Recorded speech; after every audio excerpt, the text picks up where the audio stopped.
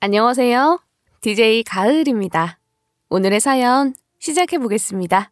10만 원이나 썼어. 곧 있으면 죽을 사람한테 아깝게 돈을 쓰냐? 남편이 이런 말을 하길래 시어머니한테도 똑같이 해줬습니다. 그랬더니 남편이 잘못을 뉘우치고 있다고 싹싹 빌더라고요. 도대체 어떻게 했냐고요? 제 이야기가 궁금하다면 끝까지 읽어주세요. 아무리 생각해도 제가 너무 잘한 것 같거든요. 안녕하세요. 학원 선생님 일을 하다가 결혼 후 가정주부가 된 40대 여성인데요. 17살짜리 아들 하나랑 남편 이렇게 셋이서 살고 있었어요. 그런데 오늘 친정에 갔더니 엄마가 이런 말을 하시는 거 있죠. 사실 건강검진 결과가 나왔는데 나보고 암이라는 거 있지. 큰 병원에 가서 다시 검사 받아봤는데도 암 말기라고 하더라. 살 날이 얼마 남지 않아서 항암 치료받아도 소용없대. 그냥 병원에 입원하고 싶지도 않고 집에서 여생 보내고 싶어. 순간 정신이 멍해지더라고요. 항암 치료를 받아보자 설득했지만 엄마가 의사가 소용없다는데 왜 돈 낭비를 하냐고 고개를 저으셨어요. 그래서 제가 엄마 손을 꼭 붙잡고 이렇게 말했죠. 그러면 엄마, 나랑 같이 살자. 내가 남편 설득해 볼게. 어차피 나도 시어머니 모시고 산 적 있어서 남편이 바로 허락할 거야. 엄마가 처음에는 혼자 사는 게 편하다고 거절하셨지만 제가 우니까 같이 살자고 하셨어요. 바로 집으로 돌아가서 퇴근해 있는 남편에게 엄마를 모시고 살자고 했거든요. 그런데 남편이 바로 이리 말을 했어요. 당신 언니랑 동생은 당신이 첫째도 아닌데 우리가 꼭 모시고 살아야 해? 솔직히 언제까지 모셔야 하는지도 모르잖아. 우리가 굳이 모실 필요 없이 시설에 맡기자. 장모님도 그게 더 편하실 거야. 잠시라도 모시고 살자는데도 남편이 이런 말로 반대했어요. 나 안 그래도 회사 그만뒀는데 이럴 거야? 이제 막 사업 시작할 거라고 돈도 많이 들 것 같단 말이야. 당신도 나 힘든 거 알잖아. 남편이 이런 말을 하니까 욕이 목구멍까지 치솟더군요. 누가 그만두라고 했나요? 남편은 저랑 상의하지도 않고 사표를 냈어요. 동창 모임에 갔다 온 뒤로 어디서 헛바람이 들었는지 갑자기 해외 매트리스를 떼와서 고급화 전략을 하겠다고 난리를 치더군요. 지금은 하는 것도 없이 돈만 까먹고 있어서 미치겠는데 그것도 모자라 우리 엄마 모시는 것까지 반대하며 제 신경을 건드리고 있는 거죠. 그래서 제가 옛날에 시어머니 모셨던 일을 이야기했어요. 예전에 어머님 다리 수술한다고 1년간 모셨었잖아. 다 나았는데도 지극정성 돌봐드렸는데 이건 좀 아닌 것 같아. 우리 엄마 수술 끝나고 항암할 때까지만 모시자. 딱 한 달만 모셔보고 결정하게. 그 다음엔 호스피스 병동이나 요양원으로 보내드리면 되잖아. 제가 이러니까 남편이 뭐라 했는지 아시나요? 장모님, 재산은 좀 있으신가? 땅이나 아파트 있다고 하지 않았어? 설마 남편이 우리 엄마 재산을 노리고 물어보는 걸까요? 제가 모르겠다고 둘러대니까 끈질기게 물어보더라고요. 남편이 재산 이야기를 하며 엄마를 집으로 모시고 오라고 하길래 거절할 수는 없었어요. 엄마의 마지막이라도 챙겨주고 싶어서 다른 건 눈에 들어오지 않았거든요. 남편이 재산을 탐내면서 엄마가 떠날 날만 호시탐탐 누리면 그때 뭐라 하려고 했죠. 남편이 친정엄마한테 파렴치한 짓을 저지를 줄 모르고 어떻게 하면 엄마를 잘 모실지 생각하고 있었는데요. 엄마를 데리러 가기로 한 날 남편이 웬일로 밥을 준비한다고 하길래 밖으로 나왔어요. 차를 몰고 친정으로 가서 엄마와 옷가지들을 태우고 우리 집으로 향했는데요. 엄마가 배고프다고 하셔서 도착하자마자 현관문을 열어주며 이렇게 말했어요. 엄마, 사위가 엄마 온다고 밥 해놨대. 맛있는 냄새 나지 않아? 김치찌개 한 것 같은데? 엄마가 이 서방이 웬일이냐며 집으로 들어오셨죠. 진짜로 남편이 밥상을 차려놓고 있어서 뿌듯했어요. 드디어 정신 차렸구나 싶었는데 남편이 엄마를 보자마자 이런 말을 하더군요. 장모님 오셨어요.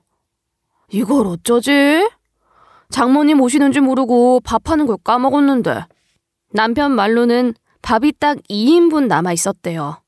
그래서 제가 밥을 하려고 하니 남편이 급하게 저를 말렸어요. 지금 밥한다고? 아니야. 당신 거 많이 담았으니까 나눠 먹어. 내일 외식하기로 했잖아. 여기서 밥 더하면 많이 남을 것 같으니까 하지 마. 밥 남으면 아깝다고 냉동실에 들어간 밥 먹기 싫다고 하더라고요. 엄마한테 이런 식으로 눈치주며 얼른 나가라고 하는 것 같아 보란 듯이 남편 밥그릇에서 엄마 밥을 가져와서 드렸어요. 당연히 남편이 인상을 찌푸리며 뭐라 했죠. 내 밥은 왜 건드려? 일부러 당신 밥 많이 떴는데 이럴 거야? 나 지금 밥 한 숟가락밖에 안 남았잖아. 반 공기 남은 걸 한 숟가락밖에 안 남았다고 뭐라 하길래 저도 세게 나갔는데요. 내 밥이랑 당신이랑 똑같더만. 뭘 많이 떴다는 거야? 나도 엄마 반 줄 거야. 아픈 사람이니까 잘 먹어야지. 사지 멀쩡한 놈이 한 그릇 다 먹으려고? 그리고 밥 더하면 남는다며? 나눠 먹자고 하길래 나눈 건데? 저도 똑같이 밥 반 공기를 엄마한테 주니까 남편이 한마디도 못하더군요. 결국 배고팠는지 지가 밥을 또 했어요. 열이 받았던 저는 옆에서 빈정대며 남편 속을 뒤집어놨죠. 밥을 왜 해? 내일 외식할 거라며. 외식 취소할 거야? 아님 그 많은 걸 혼자 다 먹으려고? 남편 속이 부글부글 끓었나 봐요. 밥통을 쾅 하고 닫고 숟가락을 탁 소리나게 놓더라고요. 저는 그러거나 말거나 밥이 아깝다며 전부 다 냉동실에 들어갈 거라는 말로 남편 신경을 건드렸어요. 남편이 여기서 멈췄으면 좋았을 텐데 저희가 잠들 시간에 또 한심한 짓거리를 해댔어요. 친정엄마 덮고 자라고 누런 베개보에 이불도 아닌 20년 된 침대 커버를 주는 거 있죠. 겨울에 추운데 뭐 하는 짓거리냐고 물으니까 이불이 없대요. 안 그래도 저는 남편이랑 각방을 쓰고 있었거든요. 바로 자리에서 일어나 남편이 쓰는 방에 가서 이불이랑 베개를 가져오면서 말했어요. 네가 찾는 이불 여기 있네. 당신 요즘 눈이 침침한가 봐? 이불이 없으면 이거 드리면 되지. 당신이 누런 베개보에 머리 대고 냄새나는 침대 커버 덮고 자면 되겠네. 피하려는 남편 손을 붙들고 베개보랑 침대 커버를 기어코 손에 쥐어주었죠. 남편 귀를 다 꺾어놓은 줄 알았는데 이게 진짜 미쳤나 봐요. 새벽 시간대에 부스럭거리는 소리가 들리길래 잠에서 깼거든요. 이때 남편이 뭐하고 있었는 줄 알아요? 보일러를 끄고 있었어요. 순간 욱해서 소리를 질렀다가 덥다고 중얼댈 남편의 대답이 상상돼 웃으면서 말했어요. 보일러는 왜 꺼? 더워서 그래? 그럼 내가 여름옷 꺼내줄게. 계절옷을 넣어뒀던 상자까지 열어서 남편에게 반팔과 반바지를 건넸는데요. 남편이 분에 못 이겨 얼굴이 시뻘개졌더라고요. 그래도 보일러 끄자고 하길래 제가 이리 말해버렸어요. 반팔 반바지 입어보고 말해. 우리는 추운데 당신만 덥다고 보일러 끄는 게 말이 된다고 생각해? 설마 아픈 우리 엄마는 생각 안 하는 거야? 아니다. 당신처럼 착한 남편이 그럴 리가 없지. 내가 착각한 것 같네. 우리 남편 이현철은 절대 그럴 사람 아니다. 아주 호들갑을 떨어놓으니 보일러 끄자는 말은 더 이상 못하더군요. 대신 제가 잠들면 자꾸 보일러를 끄길래 해가 뜨자마자 남편을 깨우면서 소리쳤어요. 당신 평소에는 보일러 끄지도 않더니만 왜 그래? 우리 엄마만 오면 보일러 꺼버리는 목류병이라도 있나 봐. 병원 좀 가봐야겠다. 아침부터 환자 취급을 받으니 남편이 엄청 기분 나빠했어요. 저는 그런 남편에게 팔자 눈썹을 하며 걱정하는 척 목소리를 깔았죠. 나는 당신 걱정돼서 하는 말인데 왜 그래? 실제로 병원도 알아보고 있으니까 나한테 그런 말 하지 마. 남편은 역시 제 비아냥거리는 말에 어버버거리기만 했어요. 아무래도 남편은 이런 식으로 엄마한테 눈치를 줘서 내쫓으려는 것 같았어요. 자기 방법이 통하지를 않으니까 저를 안방으로 따로 불러서 이런 말을 하더라고요. 장모님한테 이렇게 잘해주면 안 가시려고 할 거 아냐. 우리 한 달만 봐드린다며. 그 후에 병원에 입원시키거나 요양원 보낸다고 했으면서 도대체 왜 그래? 어차피 당신도 나중에 후회하고 힘들어할걸? 우리 엄마랑 같이 살 때도 버거워했으면서 왜 네 엄마한테는 이러는데? 그래서 제가 일이 맞받아치며 화를 냈어요. 어머님 다 나아서 집으로 가셔도 됐는데 어떻게든 모시고 살자는 사람이 누구였는데? 당신은 손 하나 까딱 안 하고 자기 편들 엄마랑 같이 사니까 죽을 때까지 살고 싶었겠지. 난 아니야. 내가 우리 엄마랑 평생 살아달라고 했어? 한 달이라도 잘해주자고 했잖아. 저는 시어머니 모실 때 정성을 다해드렸다고 하니까 남편이 할 말을 잃었는지 입을 꾹 다물더군요. 그렇게 얘기가 끝난 줄 알았는데 남편이 나가면서 엄마를 부르는 거 있죠? 장모님, 드릴 말씀이 있으니까 이쪽으로 와보세요. 조금이라도 건강하실 때 사돈 얼굴도 보고 같이 이야기 나누시는 게 어때요? 저희 엄마가 만나 뵈고 싶다고 했거든요. 남편이 물어봐 놓고 엄마 대답은 듣지도 않았어요. 바로 시어머니한테 전화를 하더니 엄마 면전에다 대고 하는 말 좀 들어보세요. 엄마, 나 잘 못 지내지. 요즘 장모님이 아프시다고 하셔서 모셨는데 생각보다 힘드네. 아니, 그게 아니라 마음이 힘들다고. 뭐라 하시면서 눈치 주는 건 아닌데 아무래도 가장으로서 부담은 있지. 돈도 더 벌어와야 하고 집에서 편히 쉬지도 못하잖아. 거기다 대고 시모는 대놓고 우리 엄마 들으라고 소리를 질러댔어요. 어머, 사부인은 암 걸렸다고 하지 않았어? 그렇게 아프면 그냥 시설 들어가지. 뭐하러 가족들한테 민폐 끼치니? 우리 아들 제일 힘든 시기인 거 알면서 그러네. 부모라는 작자가 양심이 있긴 한 거니? 아우, 답답해라. 내가 가서 정리해서 우리 아들 안 힘들게 해야겠다. 사부인 보고 어디 가지 말고 딱 기다리라고 해라. 시어머니 목소리가 커질수록 남편이 잘 들으라고 통화 소리를 높이더라고요. 당연히 우리 엄마가 시모 말을 듣고 시무룩해 하셨어요. 제 눈치를 보시면서 나 가야 하는 거 아니냐 이런 소리를 하시길래 목청이 찢어지도록 크게 소리쳤어요. 어머, 어머님, 다 들려요. 누가 보면 어머님 인성 나쁘다고 오해하겠다. 어머님, 제가 잘못 들은 거죠? 속마음은 안 그런 거 다 알고 있어요. 우리 엄마 좋아하시잖아요. 설마 싫어하셔서 얼른 상치렀으면 하시는 거 아니죠? 이렇게 콕 집어서 시어머니 마음을 들춰버리니 말을 더듬더군요. 몇 번이나 뭐라고? 라고 묻길래 제가 농담이라고 말하며 웃어버렸어요. 저희 엄마는 그런 저를 붙들고 이리 귓속말을 했고요. 엄마는 괜찮으니까 요양원 들어갈 준비부터 하자. 친구들한테 어떤 곳이 괜찮은지 들었으니까 거기로 가면 돼. 엄마를 붙들고 지금 요양원에 가면 안 된다고 저만 믿고 기다리라고 했어요. 남편보다 더 짜증나는 건 시어머니가 진짜로 짐을 싸고 왔다는 거였어요. 그것도 엄마가 잠든 늦은 시간에 비밀번호를 누르고 들어온 거 있죠. 저한테 아는 척도 안 하고 남편부터 찾았어요. 현철아, 사부인 어디 계시냐? 손님 방에서 자고 계신다고? 내가 온다고 했는데 자고 있으면 어떡해? 말릴 새도 없이 시모가 손님방 문을 벌컥 열었어요.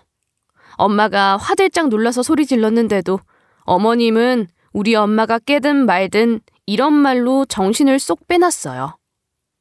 사부인, 여기 원래 내 자리예요. 나가서 주무세요. 엄마가 거실로 쫓겨났길래 눈치 없는 척 안방문을 열며 말했어요. 어머, 그럼 엄마가 나랑 자면 되겠다. 당신이 거실에서 자. 당신 TV 본다고 맨날 여기서 잤잖아. 엄마, 얼른 들어가서 주무세요. 엄마를 안방 침대에 눕혀놓곤 남편 베개와 이불을 밖으로 던져버렸어요. 시무랑 남편이 그 모습을 보고 입을 쩍 벌리더라고요. 제가 자야겠다며 꾸벅 인사를 하고 들어가려고 하니까 시어머니가 저를 붙잡으며 소리쳤어요. 얘 버릇 좀 봐라. 넌 옛날에 안 그랬는데 왜 이러니? 나 아프다고 모시고 살 땐 말 잘 듣고 착하더니 요샌 왜 이렇게 악독해졌어? 제가 속으로 시모랑 남편이 합세해서 괴롭히니 악독해질 수밖에요. 라고 소리쳤지만 환하게 웃으며 대응했어요. 제가요? 저 예전이랑 똑같은데 무슨 말씀하시는 거예요? 아픈 엄마 거실에 재울 수는 없잖아요. 그렇다고 어머님을 거실에 재울 수도 없으니 건장한 남자가 거실에서 자야죠. 안 그래요, 현재 아빠? 제가 남편을 쳐다보면서 동의를 구하니까 시어머니가 버럭 소리를 지르더라고요. 우리 아들 거실에서 하면 안 된다. 네가 나와서 자든가 해야지. 가장을 나와서 자라고 찬밥 시세하는 게 어디 있니? 너 설마 우리 아들 직장 그만둔 백수라고 이러는 거냐? 시모가 그러거나 말거나 한결같이 눈치 없지만 해맑은 며느리 행세를 했어요. 네? 어머님도 참 그런 농담은 하시는 거 아니에요. 설마 제가 남편이 직장 그만둬서 이러겠어요? 남편같이 든든한 사람이 배려하고 양보해줘야 하는 거 아닌가요? 그리고 어머님도 요즘 대설주의보 뜬 거 알고 계시죠? 저희 남편 몸에 열이 많아서 그런지 목류병 걸린 환자처럼 계속 보일러를 끄더라고요. 그래서 아예 거실에서 재우는 게 나은 것 같아요.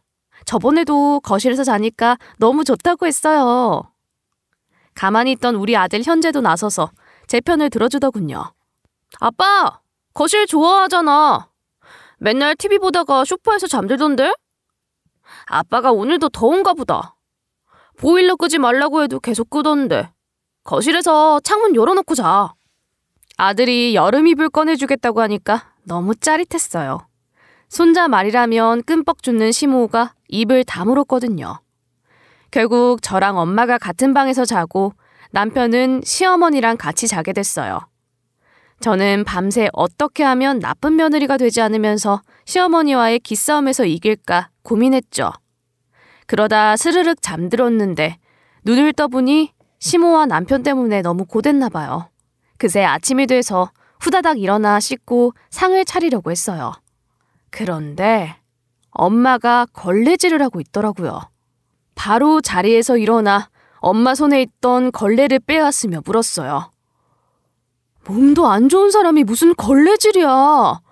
더러우면 나한테 시키지. 왜 아침부터 청소를 하고 있어? 그런데 이때 현관문이 열리더니 시모가 들어왔어요. 문 밖에서부터 제가 소리 지른 걸 들었는지 자기가 일을 시켰다는 거 있죠? 내가 시켰다. 왜? 장 보고 올 테니까 걸레질 좀 하라고 한 게 잘못됐냐? 사부인 보니까 그렇게 아픈 것 같지도 않은데 왜 이렇게 싸고 드니? 아무것도 안 하고 있으면 몸 더 망가지니까 집안일 좀 시켜라. 아들 집에 얹혀 살면서 아무것도 안 하면 쓰겠어? 제가 일어나기도 전에 엄마를 깨워서 며느리처럼 부려먹었나 봐요. 엄마 이마에 땀이 송골송골 맺혔는데 시어머니는 커피 냄새를 풀풀 풍기고 있더군요. 장을 보고 왔다는 사람이 커피만 딸랑 들고 있었어요. 남편 놈은 양심도 없는지 뒤늦게 일어나서는 시모한테 커피를 사왔냐고 묻더군요. 우리 엄마 보고 잘 잤냐 무난 인사도 없었고 걸레질 하시지 말라는 말도 없었어요. 어머님이 우리 엄마한테 일 시킨 것도 열받아 죽겠는데 또 남편이랑 아들 줄 커피만 사오고 저희 거는 쏙 빼놨더라고요. 그래서 제가 도대체 뭐를 장봐오신 거냐고 물었어요. 이때 시모가 뭐라 했는지 아시나요? 이거 사왔잖니. 너는 커피 안 좋아하니까 안 사왔고 사부인은 몸에 안 좋은 커피 먹으면 안 되니까 안 사왔다. 그럼 차라도 사와야 하지 않냐고 시어머니를 툭 밀어냈어요. 어머님은 들어오려다가 저한테 밀쳐져서 황당한 표정을 짓더라고요. 저는 전혀 그런 의도는 없었던 것처럼 시모 팔을 붙들고 애교를 떨었어요. 그럼 저랑 엄마 거 차 2잔만 사다 주세요. 누가 보면 시집살이하고 차별하시는 줄 알겠어요. 어머님 그런 분 아니잖아요. 제발요. 네? 시어머니가 황당한 표정을 짓길래 현관문까지 열어줬어요. 잘 다녀오라고 인사까지 하니까 어머님이 결국 나가더군요. 저는 며느리라서 무시하는 것 같았지만 저희 엄마가 시모보다 나이도 어리고 순둥순둥한 성격이라 더 잡는 것 같았어요. 저희 엄마가 아프면서 힘도 없어지니 더 우습게 보는 것 같아 빠르게 머리를 굴렸죠. 그리고 나서 엄마한테 뭐 먹고 싶냐고 물었어요. 엄마가 당연하듯이 없다고 하길래 이렇게 귓속말을 해버렸어요. 엄마, 눈치 보지 말고 말해. 여기서 우리가 눈치 보면 끝장이야. 나를 생각해서라도 당당하게 말해줘. 이 말을 듣고 엄마가 장어가 먹고 싶다고 말했어요. 엄마 입에서 장어라는 말이 나오자마자 남편한테 걸레를 쥐어주며 이야기했죠. 어머님이랑 우리 엄마 빈속에 커피 먹으면 속 망가지니까 한식 해드려야지. 한국인은 밥심이잖아. 내가 장 보고 올 테니까 당신이 걸레질해. 설마 어르신들 시키는 거 아니지? 당신 그렇게 파렴치한 사람은 아니잖아. 이러고 말한 뒤 아들한테 장 보러 가자고 했어요. 남편이 뭐라 하든 간에 바쁘다 바빠 정신이 하나도 없네 라고 말하며 옷을 입고 장바구니를 챙겼어요. 지각한 사람처럼 집을 빠져나와 마트로 가버리니 속 시원하더라고요. 남편 카드까지 들고 나와서 아침부터 안 좋았던 기분이 조금 좋아지려고 했어요. 마트에서 장어를 찾았는데 늘 그랬듯 가격대가 좀 있었죠. 원래부터 남편 카드로 장을 봐왔기 때문에 장어 10만 원치를 긁어버렸어요. 장어를 들고 집에 갔더니 남편이 현관문 앞에서부터 저를 쪼는 거 있죠. 당신 진짜로 장어 해드리려고 10만 원이나 썼어? 나 지금 회사 그만뒀는데 그렇게 헤프게 쓸 거야? 그런 큰 돈은 상의하고 써야지. 제가 장어가 그 정도 하지 10,000원 할 것 같냐고 말했어요. 그런데 이때 남편이 해서는 안 되는 말을 내뱉고 말았어요. 곧 있으면 죽을 사람한테 아깝게 돈을 쓰냐? 당신이 가서 10만 원 벌어오거나 얼른 가서 환불하든지 해. 그 순간 남편 놈은 안 보이고 남편 놈 어깨 너머에 있는 엄마와 그 옆에 앉아있는 시어머니가 보였어요. 주눅 들어있는 엄마를 보니까 아차 싶었거든요. 시무랑 남편이 내가 없는 사이에 엄마한테 더한 눈치를 줬나 봐요. 남편을 밀어내고 엄마한테 다가가며 여러 번 엄마를 불렀는데요. 엄마가 제 목소리에 대답도 하지 못하고 고개를 들지 못하셨어요. 그 순간 시어머니가 이런 소리를 하더라고요. 사부인, 갑자기 피곤해? 안에 들어가서 자자. 몸이 약해져서 그런지 꾸벅꾸벅 조네. 내가 가서 눕혀놓고 올게. 시어머니와 남편이 도대체 엄마한테 무슨 짓을 한 걸까요? 결국 제가 이성을 잃고 들고 있던 장어로 남편 귓방망이를 치며 소리쳤죠. 너 지금 뭐라 했냐? 곧 있으면 죽을 사람. 너 미쳤어? 그리고 나 없는 사이에 엄마한테 무슨 말을 한 거야? 엄마가 왜 고개를 들지를 못해? 시어머니가 이런 저를 보고 황당해하며 호통을 치시더라고요. 감히 내 아들을 쳐? 이것이 돌아도 단단히 돌았네. 우리 아들 얼굴 좀 보자. 어디 상처난 곳이나 멍든 데 없어? 어머님이 호들갑을 떠는 사이 엄마를 다시 보니 상태가 너무 이상해 보였어요. 주눅이 든 게 아니고 나른해 보였거든요.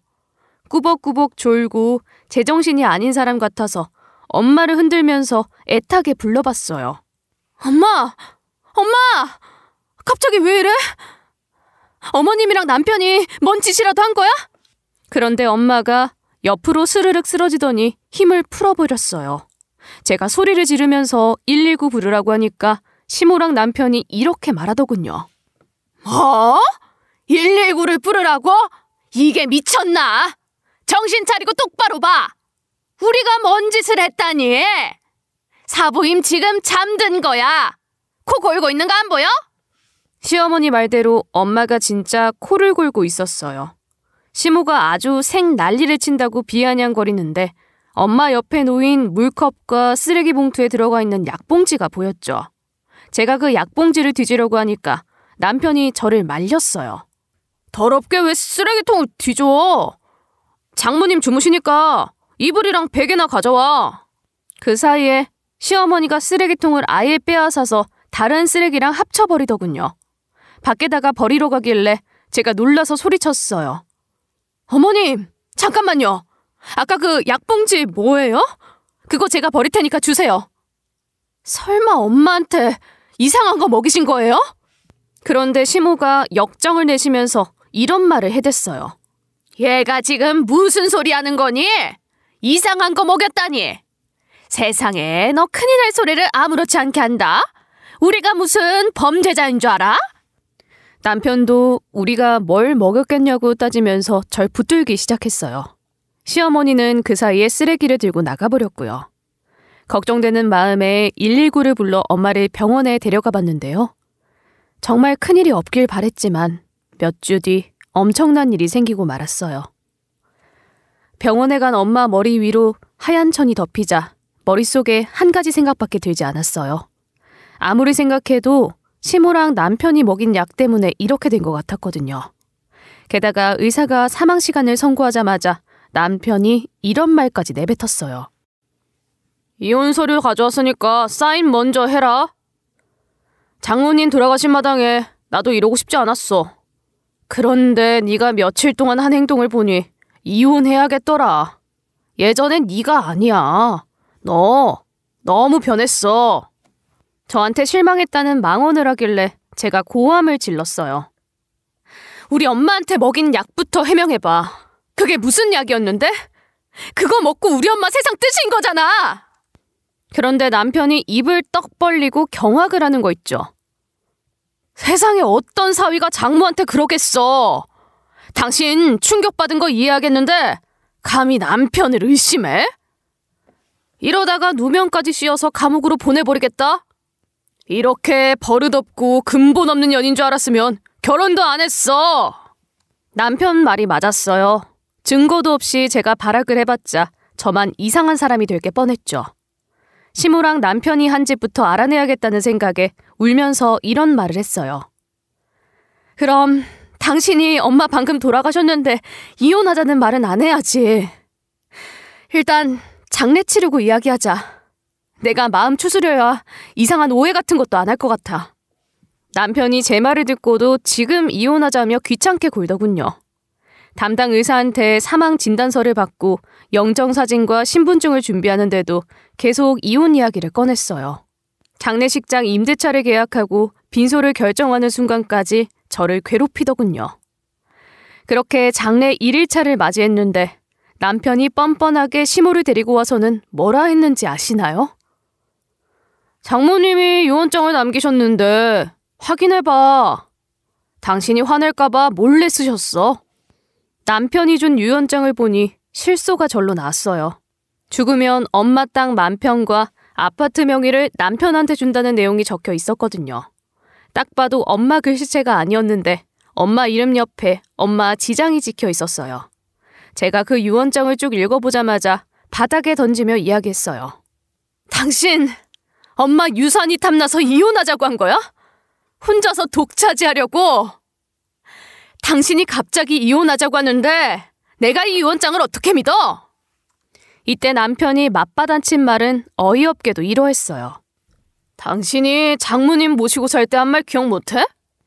우리 엄마 아주 우습게 보고 가지고 놀 때는 언제고 나한테 이러는데 장모님도 실망하셔서 나한테 유산 주기로 한 걸 나보고 어쩌라고? 그래서 제가 엄마 짐을 정리하면서 발견한 걸 보여주었죠.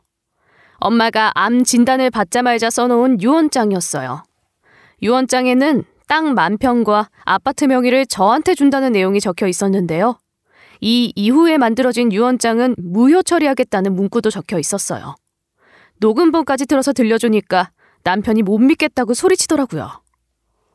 이거 전부 다 조작한 거 아니야? 이거 사실 당신 목소리고 유언장도 당신이 쓴 거지? 그래서 제가 못 믿겠으면 법정까지 가자고 했어요. 그 말을 듣고 남편이 바로 그럴 필요까지는 없다고 했어요. 남편이 찔리는 게 있는지 꼬리를 말아버린 거죠. 그런 남편에게 한 가지 질문을 건넸어요. 엄마가 유언장에 무효 처리하겠다는 문구를 왜 추가했을 것 같아? 당신이 엄마가 아픈 뒤로 자꾸만 우리 엄마 재산 이야기를 했잖아. 기억 안 나? 이제 엄마 재산도 못 가져가게 생겼으니까 깨끗하게 정리하자. 당신이 그렇게 원하던 이혼도 해줄게. 제가 남편에게 이혼 서류에 사인했으니 알아서 이혼 처리하라고 했어요. 그런데 남편이 오열하면서 갑자기 자기 처지를 고백하는 거 있죠? 사실 내가 사업한다고 대출하고 친구들한테 돈 빌려서 빚이 산더미야. 장모님 유산으로 어떻게든 해보려고 내가 욕심부리다가 이렇게 됐어. 제발 한 번만 봐줘라. 이러다가 우리 집 압류딱지 붙으니까 나 좀 살려줘. 남편이 이런 말을 하면서 사실 유산을 받으려고 엄마한테 약을 먹였다고 했어요. 무슨 약인지도 모르고 동네 약장수가 사람을 조종할 수 있는 약이라고 해서 먹였대요. 엄마가 꾸벅꾸벅 졸기 시작하니 그 사이에 손가락에 인주를 묻혀 유언장에 지문을 찍어버렸다고 해요. 전 그 말을 듣자마자 남편 놈 멱살을 잡으며 말했어요. 당신 때문에 우리 엄마가 세상을 떴다는 거야, 지금? 내가 지금 장례식 멈추고 의사한테 가서 부검해달라고 할 거야. 지금 경찰에 신고할 거고 당신 어떻게든 감방에 집어넣어버릴 거야. 빈소 문상객들에게 양해를 구하고 장례식을 중단한 뒤 경찰을 불렀어요. 출동한 경찰들에게 엄마를 부검해달라고 요청했거든요. 한두 시간 뒤에 경찰이 말을 전해줬는데 엄마를 부검한 의사가 이런 말을 해줬대요. 고인 몸에서 수면제 외에는 검출된 것이 없습니다. 수면제를 먹고 세상을 떴다고 보기는 어렵고 마침 시기가 딱 맞아떨어졌던 것 같네요. 경찰이 직접 말해줬는데도 믿기지 않더라고요. 그래서 제가 몇 번이나 되물어봤죠. 암 때문에 엄마가 몸이 약해져 있었는데 정체 모를 약을 먹고 치명적인 영향을 받은 게 아닌가요? 어머님이랑 남편이 한 짓 때문에 안 그래도 조금밖에 안 남은 수명마저 사라진 것 같은데 다시 한 번만 확인해 주세요. 경찰이 일단 의사를 다시 만나보고 오겠다고 했는데 몇 시간 뒤에 또 이런 말을 해줬어요. 부검이 만나고 왔는데 그럴 가능성은 거의 없다고 하네요. 갑자기 돌아가셔서 억울하고 마음이 답답한 건 이해합니다. 하지만 원인 자체가 암이라서 그렇게 생각 안 하셔도 될 것 같습니다. 경찰도 남편과 시모가 엄마를 해쳤을 가능성은 없었을 거라고 하니 억울하더군요. 의사와 경찰 말이 맞다고 하더라도 복수해야겠다는 생각이 들었습니다. 시모랑 남편이 없었다면 엄마가 병원에서 몇 주를 보내는 게 아니라 제 곁에서 편하게 몇 주를 보냈을 테니까요. 남편을 절대 용서할 수 없을 것 같아 남편의 전화도 무시했어요. 결국 남편이 제 집을 찾아와서 이런 말을 하는 거 있죠? 여보, 내가 장모님한테 그런 짓을 했겠어? 당신이 나 안 믿는 거 알고 있지만 제발 내 말 좀 믿어줘. 장모님 돌아가시기 전에 그런 짓 한 건 너무 미안해. 내가 잘못했어. 이제 당신이 날 용서하고 받아줘야 하지 않겠어? 당신이 날 도와줘야 집에 압력딱지가 안 붙을 거 아냐.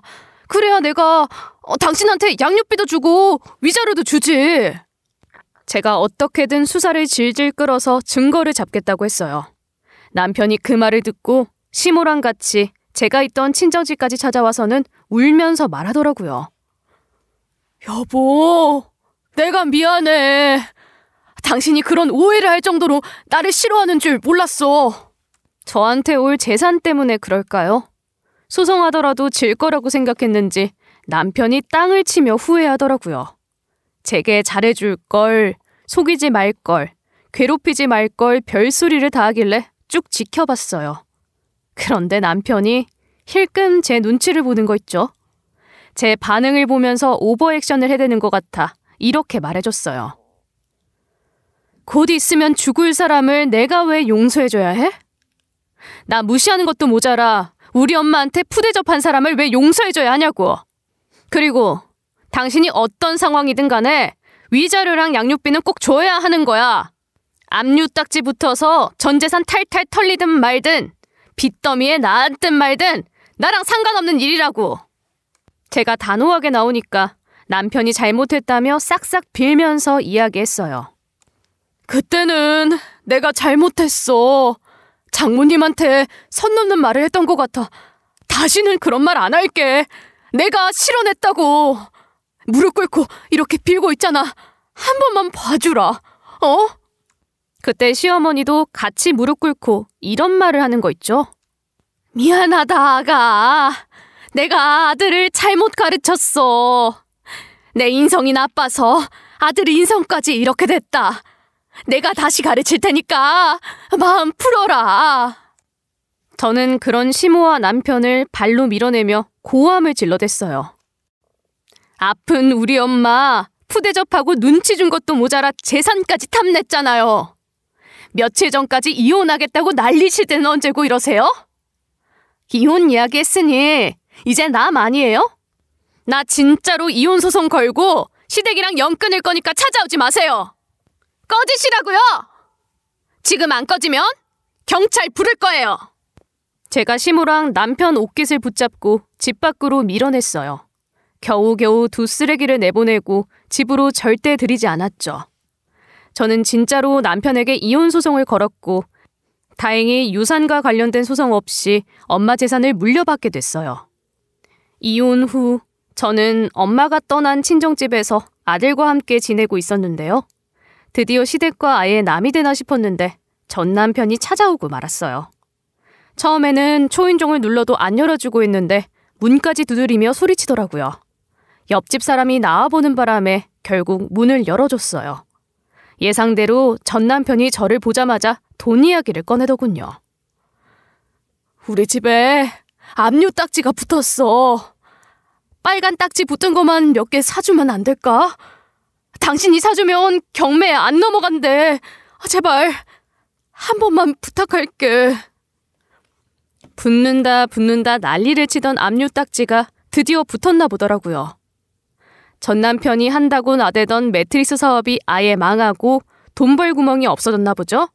이혼한 전 아내를 찾아올 정도면 남편이 거의 막다른 골목에 몰렸나 봐요. 이제 남이 됐는데 사업이 망하든 말든 제 알바가 아니었기에 이렇게 말해뒀어요. 그걸 왜 나한테 말해? 당신 엄마한테 가서 살려달라고 구걸해. 이제 이혼해서 남 됐는데 이럴 거야? 경찰 부르기 전에 나가. 전 남편이 그러는데 전 시모한테도 돈이 없대요. 전 남편 살리려고 원래 있던 집도 팔고 모아둔 돈도 전부 다 빚 갚는 데 썼나 봐요. 그런데 전 남편이 사고친 규모가 너무 커서 수습하지 못했던 거죠. 한마디로 전 남편과 전 시모가 빈털터리 신세가 됐고 제가 아니면 길에 나앉게 생겼다고 해요. 그래서 저는 다짜고짜 전 시모를 부르라고 했어요. 지금부터 30분 안에 당신 엄마 안 오면 도움 없는 걸로 칠게. 30분 안에 오면 내가 당신이랑 당신 엄마 테스트 좀 해볼 거니까 지금 당장 불러. 이제부터 30분 샌다? 진짜로 제가 30분을 세니까 남편이 바로 전 시모를 부르더라고요. 전 시모가 불이 나게 달려왔는지 30분 안에 도착했어요. 계단으로 올라온 전 시모가 숨을 헐떡이길래 팔짱을 끼며 물었어요. 딱 29분 걸리셨네요. 1분이라도 늦었으면 당신 아들 인생 망칠 뻔했어요. 시집살이 언제 해봤어요? 1분 안에 대답해보세요. 전 시모가 너무 오래돼서 기억이 안 난다길래 전 남편에게 이야기했어요. 넌 오늘부터 며느리고 아줌마는 친정 엄마예요. 이제 제가 시어머니니까 제가 하는 말 잘 들으세요. 그럼 경매에 안 넘어가게 물건 다 사드릴게요. 전 시모와 전 남편이 뭐든 견디겠다고 하길래 따라오라고 했죠. 진정한 시집살이가 뭔지 보여주겠다며 남편에게 앞치마를 입으라고 명령했어요. 그리고 걸레질을 하라고 시켰죠. 전 남편이 걸레질을 하다가 허리라도 펴려고 하면 이렇게 으름장을 놨어요. 어허! 당신 미쳤어? 어디서 시어머니가 눈 똑바로 뜨고 지켜보고 있는데 허리를 펴? 우리 엄마는 너네 엄마가 시켜서 그렇게 아픈데도 걸레질하고 있었어. 정신 똑바로 차리고 빡빡 닦아. 걸레질을 다 했다고 하니 냉장고 청소를 시키고 창고 청소를 시켰어요. 그동안 못했던 대청소를 전부 다 시켜놓곤 이불을 전부 다 꺼내놨죠. 이불을 화장실에 한가득 쌓아놓고는 전시모를 불렀죠. 할머니, 이리 와서 이불 빨래 좀 하세요. 따뜻한 물 틀고 중성세제 푼 다음에 이불 넣으세요. 손으로만 하지 말고 들어가서 발로 팍팍 밟으시라고요. 그것 가지고 되겠어요? 이불 빨래 처음 해봐요? 힘 줘서 체중 실어서 밟아야죠. 전시모가 조금이라도 멈추면 빨리 밟으라고 짜증을 냈어요. 전 남편은 집안에 먼지 한 톨 보이지 않을 때까지, 전시모는 이불에서 묵은 때가 빠질 때까지 지켜봤죠. 그랬더니 전 남편과 전시모가 한겨울에 땀을 뻘뻘 흘리더라고요. 헉헉대며 지친 표정으로 다 했다고 하길래 이번엔 거실로 불러서 앉으라고 했어요. 전 남편과 전시모 앞에 종이 한 장과 연필 한 자루를 탁 내려놓으며 입을 열었는데요. 아저씨, 당신 엄마 유언장 적으세요. 김복순이 죽으면 아들 이현철과 이혼한 전 며느리 고나경한테 전 재산을 모두 넘긴다. 이렇게 적으라고요. 전 남편이 이 말을 듣고 발끈하길래 저도 같이 고함을 질렀어요. 난 당신이 하던 짓 똑같이 하고 있는데 왜 소리를 질러? 싫으면 그만두던가. 그럼 당신 집 경매로 넘어가서 노숙자 신세 될걸? 제 말에 반박조차 못하던 전 남편이 꼼꼼히 생각해봐도 방법이 없었나 봐요. 울면서 전시모 앞에 전시모의 유언장을 쓰기 시작했죠. 울음을 꾹 참던 전시모도 서러워하더니 결국 눈물을 훔쳤어요. 전 그런 노인의 앞에 인주를 꺼내놓고 유언장에 지장을 찍으라고 했는데요. 여기서 복수가 끝났냐고요? 아니죠. 전 남편이 전시모의 유언장을 썼으니 전시모도 똑같이 써줘야죠. 전시모한테도 전 남편의 유언장을 쓰라고 했어요. 할머니도 당신 아들 유언장 직접 쓰세요. 이현철이 죽으면 이현철과 이혼한 전 아내 고나경한테 전 재산을 모두 넘긴다. 대충 쓰지 말고 또박또박 쓰시라고요. 전시모가 제 말을 그대로 받아 적으니까 전 남편이 그 유언장에 지장을 찍었어요. 저는 그 2개의 유언장을 손에 넣고 나서야 경매에 넘어갈 뻔한 전 남편의 집을 살려줬죠. 전시모와 전 남편이 고맙다고 넙죽 절을 하길래 이대로 볼 일이 없겠구나 싶었거든요. 그런데 그 뒤로도 전시모와 전 남편이 찾아오고 있어요. 이혼한 뒤로 친정집 안에서 공부방을 차려 소소하게 애들을 가르치고 있었는데요. 돈이 필요해서 하는 일은 아니었지만 아무것도 안 하니 좀이 쑤시더라고요. 엄마가 물려준 재산이 넘쳐나도 일을 하고 싶어서 결혼 전에 했던 일을 하기 시작했어요. 애들한테 선생님이라는 말을 듣고 성적도 올랐다는 말도 들으니 그 어느 때보다 힘이 났었죠. 전시모와 전 남편도 그걸 알고 저를 찾아와 공부방 일을 도와주고 싶다고 했어요. 당신 요즘 공부방 하고 있다며 애들 픽업할 사람 필요하지 않아? 멀리 사는 애들도 있는 것 같은데 내가 도와줄게. 돈 안 줘도 되니까 하게 해주라. 어? 하긴 회사도 그만두고 사업도 망해서 나이만 많아진 아저씨를 누가 쓰겠어요. 취직도 안 되고 돈 벌 방법도 없으니 저한테 또 신세 지려는 것 같았어요. 밥이라도 얻어먹으려는 것 같았지만 전 남편과 더 이상 엮이고 싶지 않아 거절했어요. 전 남편이 그래도 제 차를 반짝반짝하게 빛이 나게 닦아놓거나 공부반 홍보 전단지까지 만들어서 학교 앞에 나눠주는 거 있죠? 애들이 전단지를 받았다며 저한테 보여줘서 당황스러웠어요.